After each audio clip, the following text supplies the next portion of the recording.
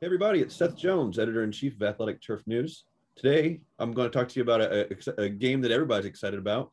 On August 12th, the New York Yankees are going to face Chicago White Sox in Dyersville, Iowa for the Field of Dream games, which has been in the works for a while.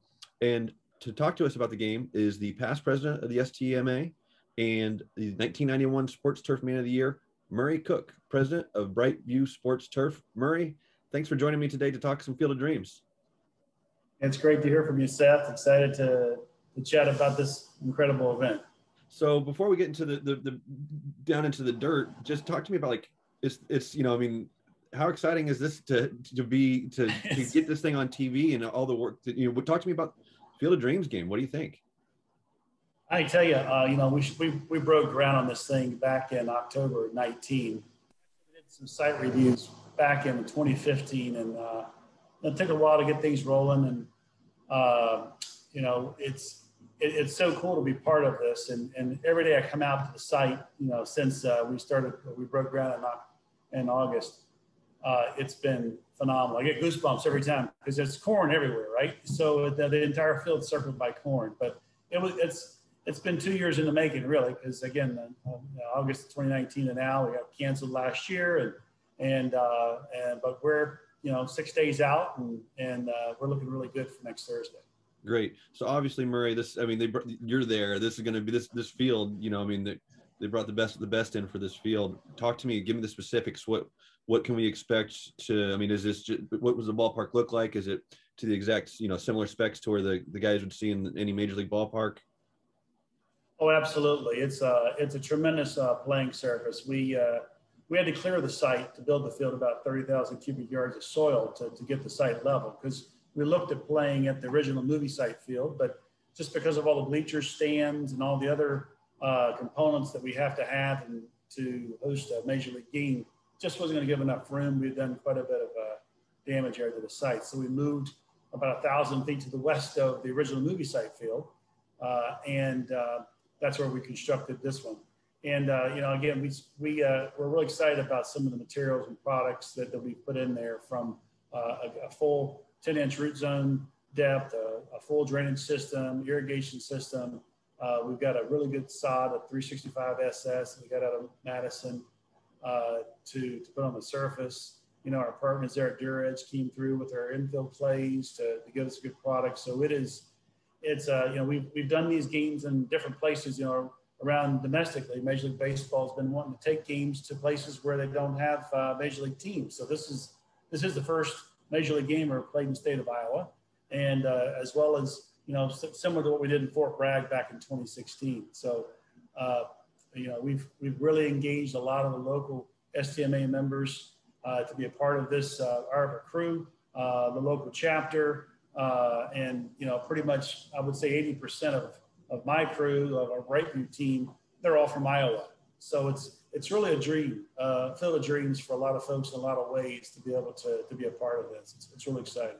Okay, great. Murray, let's geek out a little bit about building a field in Iowa. What was some of the equipment you brought in? Can you give me some more specifics about some of the finer details that the folks who are going to be watching this will appreciate? Well, I think there's we built the field and the fencing and all the components around it. And I think from a specific standpoint, when we looked at the dimensions of the field, we really looked at the old Kaminsky Park. We actually built the bullpens in dead center field behind the center field wall, which reminisces of old Kaminsky.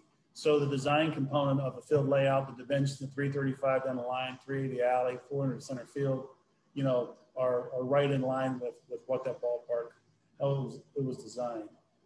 We also, as far as our warning track mix, again, we got that from a DuraEdge product. It's like 3.5 inches deep of a crushed lava rock.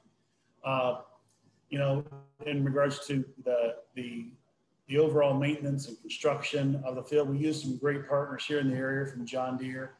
They've been a big partner in our equipment use. We even had, through MLB and also with Doosan. They provided us some equipment early on during the construction process of doing all the site grading. Okay, great. Well, I know that Iowa's great for growing corn. How is it for growing sports turf? Well, corn is a grass, right? So from the same family, and just a different kind of grass, different way to maintain it. We've got a great our corn keeper, we call him Andy Ray, and his family that are across the street here that do all the farming around the property. When you walk out and see the site, you've seen photos, and you really hear every day.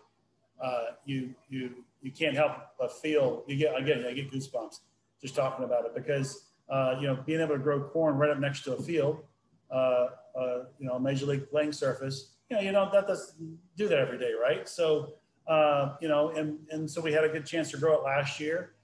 We noticed some fun things about the corn, how it reacted to some of the sand that blew over into the cornfield. It kind of tightened up the corn soils and created some shorter growth in some corn. So this year we said, you know what, we're going to, since the entire winter last year, the field set, we didn't saw it till the spring of 2020.